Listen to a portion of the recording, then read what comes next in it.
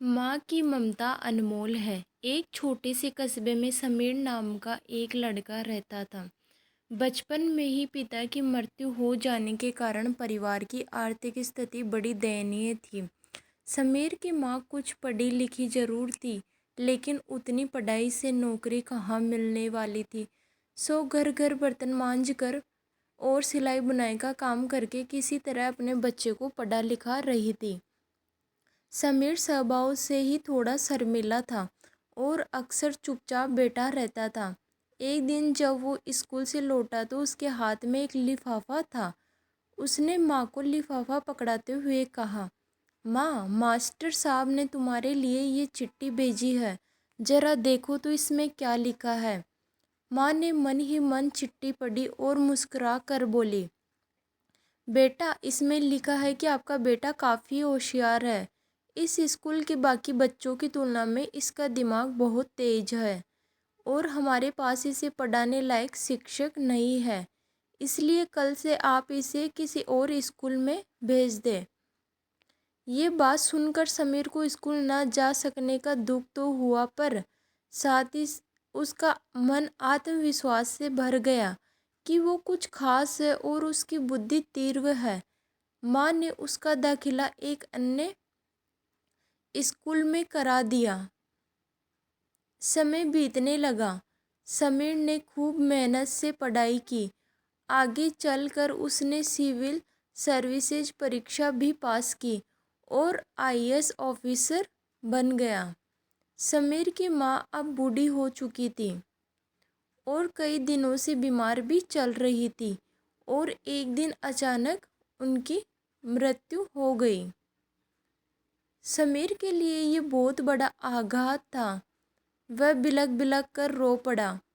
उसे समझ नहीं आ रहा था कि अब अपनी माँ के बिना वो कैसे जिएगा। रोते रोते उसने माँ की पुरानी अलमारी खोली और हाथ में उनकी माला, चश्मा और अन्य वस्तुएं लेकर चूमने लगा। उस अलमारी में समीर के पुराने खिलौने और बचपन के कपड़े तक संभाल कर रखे हुए थे। समीर एक एक कर सारी चीज़ें निकालने लगा और तभी उसकी नज़र एक पुरानी चिट्ठी पर पड़ी। दरअसल ये वही चिट्ठी थी जो मास्टर साहब ने उसे 18 साल पहले दी थी। नम आंखों से समीर उस चिट्ठी को पढ़ने लगा। आदरणीय अभिभावक, आपको बताते हुए हमें अफसोस हो रहा है कि आपका बेटा समीर पढ़ाई में बेहद कमज़ोर है और खेल कूद में भी भाग नहीं लेता। जान पड़ता है कि उम्र के हिसाब से समीर की बुद्धि विकसित नहीं हो पाई है, अतः हमें इसे अपने विद्यालय में पढ़ाने में असमर्थ है। आपसे निवेदन है कि समीर का दाखिला किसी मंदबुद्धि विद्यालय में कराए अथवा खुद घर पर रख कर इसे पढ़ाए। सादर प्रणाम।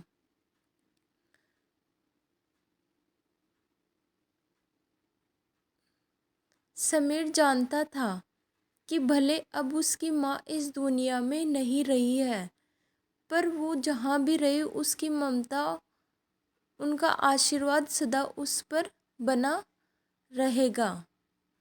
दोस्तों, रुडयार्ड किपलिंग ने कहा है,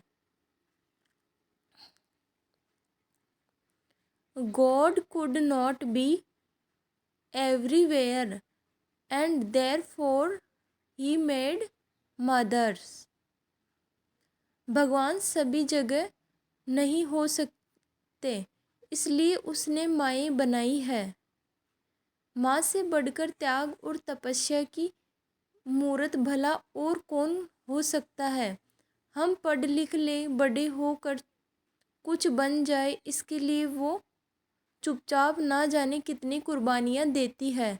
अपनी ज़रूरतें मार कर हमारे शौक़ पूरा करती है। यहाँ तक कि संतान बुरा व्यवहार करे तो भी माँ उसका भला ही सोचती है। सचमुच माँ जैसा कोई नहीं हो सकता।